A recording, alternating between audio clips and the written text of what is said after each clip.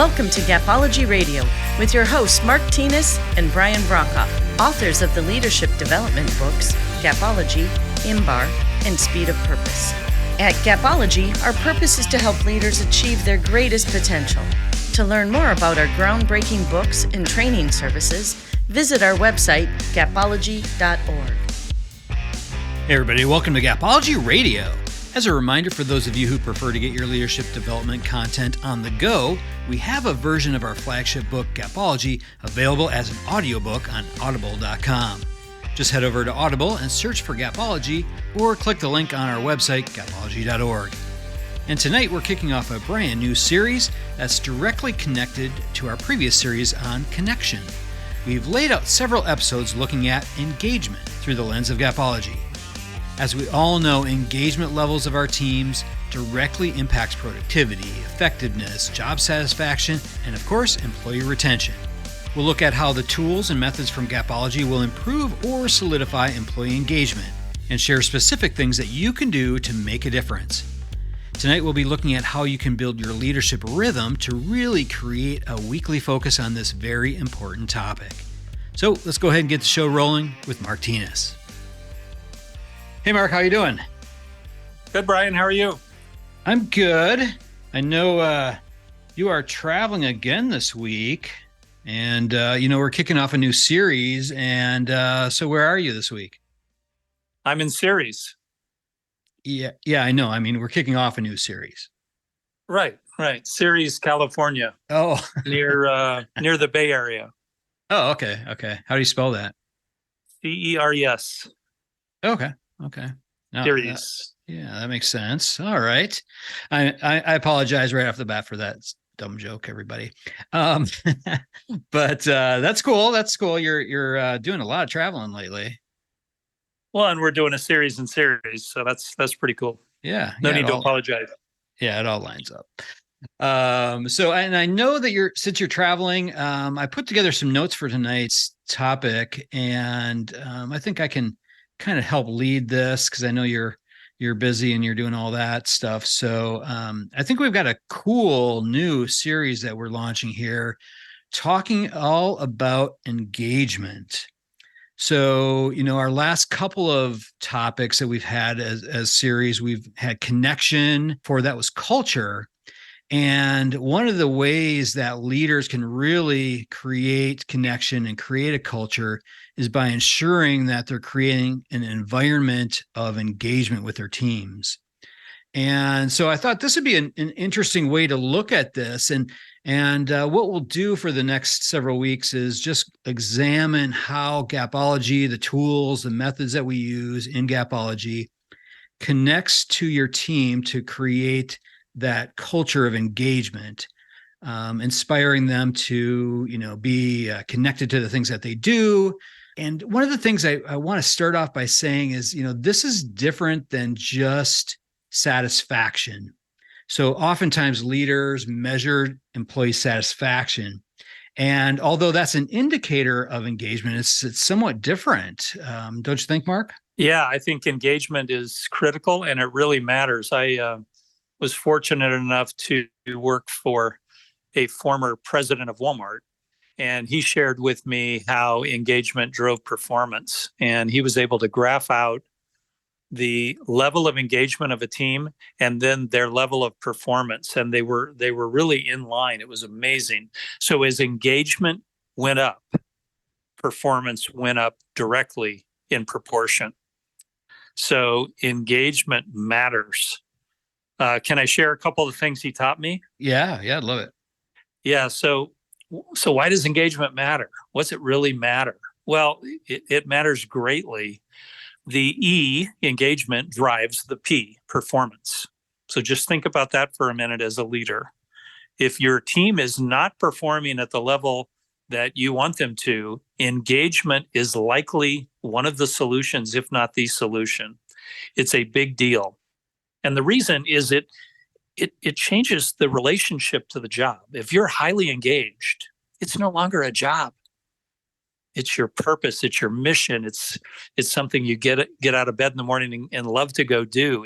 It's totally different. So it really does matter. And there's a number of things that a leader can do to drive up engagement, but just a couple of them, and we can come back to them in your points.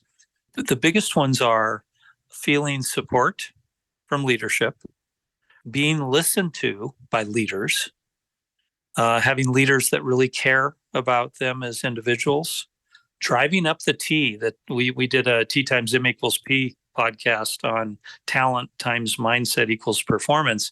And if you are developing the talent level of your team, they're more engaged. They feel cared about. And they're getting better at their job. So it has a huge lift to engagement. And then the last one I would share is leaders that ask for feedback and then listen to that feedback and respond to it. Those things drive up engagement. And when engagement gets high, performance goes right with it. That's my thought. What do you think, Brian? Yeah, I love all that. So one of the key pieces, if you take a step back and look at the 5 things that Mark listed: feeling supported, listened to, cared about, driving the talent, and then asking for feedback. If you think about all those things and you throw them all in one bucket, it's all about the leader and the leader's behaviors. And what's interesting is if you look at the engagement of your team and you're finding that your team's not engaged, take that old mirror out that we talk about every week, look in the mirror, because it's all about the leader and your behaviors. If you have low engagement, it's about the leader. If you have high engagement, it's about the leader. But if you have low engagement, low performance, you need to change your behavior. And you have to step up to that. It's likely not the team's behavior that needs to change first, it's yours. And when you change your behavior and drive engagement, performance will go up, they'll change their behavior. So that's a big deal. Exactly. Yeah. And the employee satisfaction surveys that I mentioned, that's just a measurement of their happiness. And it can be an indicator of engagement. So I would use that as one measure of it, but I would also connect that with their overall performance level. So in looking at their results, the things that they're producing, the things that they're doing on a day-to-day basis, looking at their performance, if you're measuring that and you're looking at the group as a whole and then individually for the members of your team, and you're seeing that they're underperforming, that's when you take that step back, look at their engagement level, and then again, pull out that mirror, look at yourself, look at the leader behaviors that you're exhibiting. One of the things that I thought we could really dig into, and we've talked about leadership rhythm. We've talked about that many times on the call. And I thought this would be a great place to start this series and looking at what specifically are the things that we do as leaders on a weekly basis. So that leadership rhythm, that process, the cadence that you follow each week really sets you up for success or sets you up for failure if your rhythm, if your cadence isn't connected to the team, connected to driving engagement. So there's some specific things that you can do. But before I jump in there, Mark, do you have any thoughts on that piece? Well, if you step back from that just a bit, if you provide your team with a purpose, it changes everything, and it creates the context by which to drive engagement. And so we wrote a book called Speed of Purpose, and we're able to show and prove that teams with a purpose move faster. And the reason they move faster and accomplish more is because they drive up engagement. So engagement goes up when there's a purpose.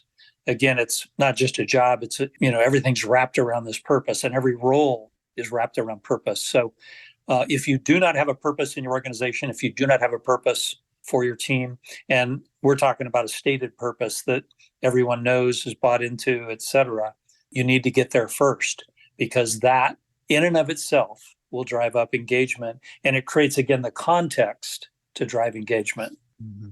Yeah, I love that. I think in looking at your purpose, so if you don't have an organizational purpose, certainly I would spend time and get that developed, get it strengthened within your team, wrap it into the different elements of your business. And if you're not a leader at that level, if you're just leading a work group, for instance, and you don't have a clear organizational purpose, Define one for your team. I think a lot of times at any level, we can define our own purpose. Even if you're an individual contributor that's wanting to move up, or an emerging leader that we've talked about in the past, and you're wanting to expand your leadership, start there. Look at what are the things that really matter to you, really matter to the organization, really matter to your team. Define that with intense clarity, and then wrap that around all the things that you do. Sounds perfect. And that will drive engagement. Absolutely. Now, from that, there's specific things that you can do each week. There's specific steps that you can follow. One of the things that I really want to stress here is that we have to start with ourselves. So looking at what's creating that happiness, that engagement for ourselves as leaders, connecting with that purpose, that's a great place to start. Defining those things that we have the most control over, which is the things that we do as individuals, defining what are those things that we can connect with and really become engaged within. That's where I would start. Absolutely. Start by taking a step back, looking at yourself and what is creating that engagement for you. And if you don't feel engaged, seek out ways to become engaged. Take on a mentor, take on a partner. Maybe it's a trust partner that you have that you can really connect with, that can help you become more engaged within your own self. I think a leader's engagement will dictate the team's engagement. It's going to be a big part of it. So if as a leader you have a high engagement level, that's really going to help. So you need to make sure it's there. One of the things as it relates to rhythm that you mentioned is leaders that are predictable tend to drive higher engagement. And their predictability in the form of a rhythm is often designed to drive engagement. So they react and they schedule and they recognize things in a predictable manner, and that drives engagement in the team. So again, step back and look at your own rhythm and develop a rhythm, if you don't have one, that is designed to drive engagement. And again, ideally, it is built around delivering a purpose, because that purpose in and of itself will drive engagement. Yeah, absolutely. And we really invite you to really dive deeply into your leadership rhythm. Look for clues as to how you're creating engagement with your team and with yourself or not, and really look at that. So what I would say is start by asking yourself some very specific questions. So first of all, what are the things that I am doing with purposeful regularity that's increasing happiness in our team's jobs as leaders? So what are some of those things? Define those things, write them out, document what those things are. How am I providing clear direction, offering genuine support where needed? Those are two of the key elements of leadership, direction and support. So how am I providing that? How am I setting behavioral and result expectations that align with our organizational purpose? So looking at your methods of setting those expectations, and we've talked about expectations many, many times on the call. There's two key elements there, behaviors and results. So what are the things you're expecting to see? What are the results you're expecting to have delivered? Define those things. How am I defining priorities and establishing high levels of expectations? So defining what those things are, how they rank within all the different elements that you're expecting people to do, and then establishing some sort of expectations there. So measuring it, looking at your rankers, how are you defining those things? How are my training and coaching efforts improving performance to elevate competence and confidence in the team? Okay, so looking at your development efforts overall for your team. And as Mark talked about earlier, driving the talent is one way to increase engagement. So this is a key piece. And the last question that I jotted down was, what purposeful activities am I creating to inspire collaboration and bonding? One of the key elements to creating engagement is inspiring that collaboration, people working together. So what purposeful activities are you creating and doing that each week? So those are some of the questions that I jotted down here. Mark, what do you think? Well, you're describing a leader who is designing their week. They're creating a week that has a rhythm and a week that is on purpose, and it has a series of events scheduled on purpose in order to drive engagement. And when you're really thinking it through that well, You can really be successful with this. I can assure you that, again, high engagement drives high performance. So if you plan on driving engagement, you will win. It is a big deal. I don't know of anything that will surpass that in driving performance. I include having a purpose right there with it, because I know that works to drive engagement. So, but you referenced the clarity of expectations. That's huge. What do you expect of me is a big deal. I know a leader that opens every weekly meeting. They have one meeting a week with the team, and they open it with a recap of the results that are expected. And it's a narrow list of 5. And they talk through that and how everyone's performing. That creates a clarity that drives engagement right there.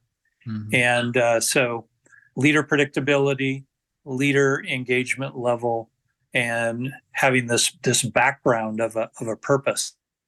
It's this thing we all believe in. Total game changer drives engagement. Yeah.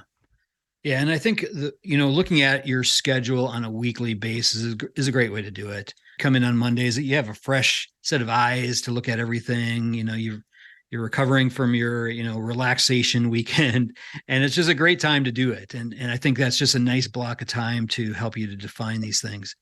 You can certainly look at your daily rhythm and your yearly rhythm and those types of things. But I think a week it's a nice manageable block of time. And really, on that Monday, take a look at your purpose. Are we delivering on our purpose? Is it something that is real to us? Have we built out all the methods and the practices that we need to deliver that purpose? Yeah, if you just jump into your week and take it as it comes, you're not going to drive engagement effectively. You've got to plan it. It's got to be a series of things that work, that you've tested, that work, that you repeat. And again, a week is something that you plan out. It's a map. It goes somewhere, and you need to think about that rhythm, because it matters. And again, it creates a predictability that your team enjoys. Right. Yeah, and that predictability, that really drives trust. That trust is really one of those things that drives that engagement level as well. Yeah, and unpredictability lowers trust. Yeah. So it's a part of that. I mean, Brian, you can almost know what I'm going to say before I say it. So we've worked together long enough that we're predictable to each other. That does matter, and it creates a trust. And again, in a hectic environment, you know which way to turn, because it's clear. Mm-hmm. It's clear what matters. It's clear what each of us would do in a given situation, and it makes things, it creates higher engagement. Mm-hmm. Yeah, absolutely. So I wrote down some specific steps that you can follow to start to create that engagement culture for your team by really examining your leadership rhythm. So first of all, just block some time to examine your engagement methods. So take a look at your calendar every Monday. You can do it at the end of the day on Friday too. That's a good way to kind of sign off on your week. But take a look at your engagement methods and really examine those things. And then close your own knowledge gaps with that on what's working, what's not working for your team. So block that time to examine those engagement methods would be the first step that I would say. Yeah, I think that there's more time in the week than we think there is if we manage it like you're describing. If we just stay on our phones all week and are glued to a screen, the week often disappears and we didn't get where we wanted to go. But if we literally plan out the week on purpose, it changes everything. Mm-hmm. We talked in a podcast recently about segmentation discipline, where a series of leaders were separating 15 minutes out of each hour to do specific things that mattered more than looking at the phone or the laptop or the screen or whatever, and really being effective in segmenting time. And there's 96 15-minute segments in a day. How many of them can you separate out and drive high engagement activities with? What if you just took 3 15-minute segments per day to drive high engagement activity? Wouldn't that be easy? Yeah. 3 out of 96. And to do that on purpose changes everything. But again, if you just let the week flow, let the week dominate you, you're not going to get there. Right. Yeah, absolutely. And that does roll into the next step that we have laid out here is so define specific engagement activities for the team. So based on your examination, what are you going to do with that information? So if all you do is examine things and you don't create action from it, it's just kind of a waste of time, right? So defining specific engagement activities for the team. So based on what you learn from your examination, build out methods that you can put in place and do it with purpose. Be very intentional about it. But yeah, so that would be the next step. So defining specific engagement activities for the team. Yeah, and can, seek ideas from the team for some of that stuff, but ultimately it's got to come from you. But sometimes they'll have some ideas that'll work. But again, looking at your week and having a plan, and if you can use segmentation discipline, that'll work. Yeah, that is a great technique. And, listening to the team, asking the team, I think that is fantastic. And in fact, that ties into the 5 things you talked about where, listening to the team, leaders asking for feedback. I think those elements do show that you care about them and you're listening to them. Often within a team, there are leaders that hear from the team. They're not leaders by title, but they're the go-to people that everyone talks to. Often by staying close to them and really understanding what they're hearing and what they know can really help you understand high engagement activities that the team would benefit from. Yeah, absolutely. If you look at your commitment ladder, if you've gone through and you've ranked out your team on the commitment ladder, you can look at some of those top people, the people who are really committed and taking them in as kind of trust partners there and just asking them, what are you hearing? What's the team enjoying? What are the things that they're getting a lot out of?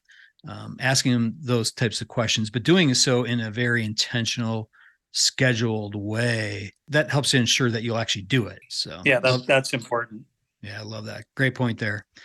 So the next one would be to define specific engagement activities for you to engage with the organization yourself. So again, we mentioned this a little bit earlier, but not just for the team, but how do you stay engaged? Because your engagement level as a leader will dictate how engaged other people are, like Mark had said. So examine your own engagement level, identify what creates joy for you, what drives you, what motivates you, inspires you to do the things that you do, and build some of that into your rhythm as well. So what do you think on that one? Well, additionally, if a leader continues to develop themselves, that drives their own engagement up and they can share those things with the team. Oftentimes leaders think they get there. I'm there. I made it. Yeah. That's never the case. So if you continue to have a plan to develop yourself, to grow your own talent, those things can be shared with the team. And that not only drives your engagement higher because you're learning things and you're sharing and that feels good, but it then drives their engagement higher because they're learning from you and they're connecting with you in a different way. So always be developing yourself. One of my favorite interview questions when I'm interviewing a leader is simply, tell me what you're doing to develop yourself. And it's quite interesting. Often the answer is nothing. And when you find someone who's really on purpose about developing themselves, that they have greater potential as a leader because their engagement level is high, and it's a big deal. Great interview question if you haven't used it. Yeah, I love that. Yeah, absolutely. It gives you a little glimpse into how connected they are with not just their role as an individual, but their overall purpose as a leader. If they're not continuing to grow their own leadership skills, are they really connected to leadership? Or is it just a job? Yeah, one of the key ways to drive engagement in the team is to help them develop. Yeah. Well, if you're not developing yourself, if Right. you're not working on you, you're not going to be great at developing them. It's just that simple.